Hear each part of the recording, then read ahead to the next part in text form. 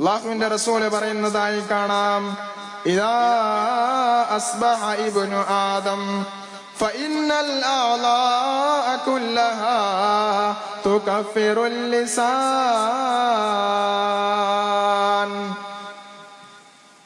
ആദമിന്റെ മോനെ, മനുഷ്യ മക്കളെ, നിങ്ങളൊന്ന് ശ്രദ്ധിച്ച്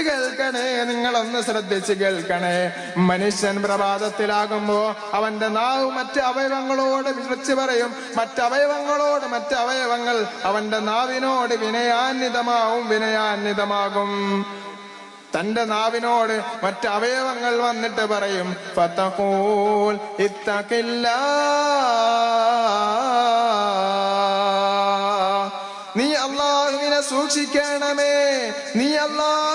സൂക്ഷിക്കണമേ, ഫഇന്നാ നഅ്നു ബിക, നിന്നിലാണ് ഞങ്ങളുടെ അഭയം. ഫഇൻ ഇസ്തഖംത ഇസ്തഖംനാ, നീ നന്നായാൽ, നീ നല്ലത് പറഞ്ഞാൽ, നീ നന്മ പ്രവർത്തിച്ചാൽ, നീ നന്മകളാണ് പറയുന്നതെങ്കിൽ ഇസ്തഖംനാ, നമുക്കും അതിന്റെ പ്രതിവിധി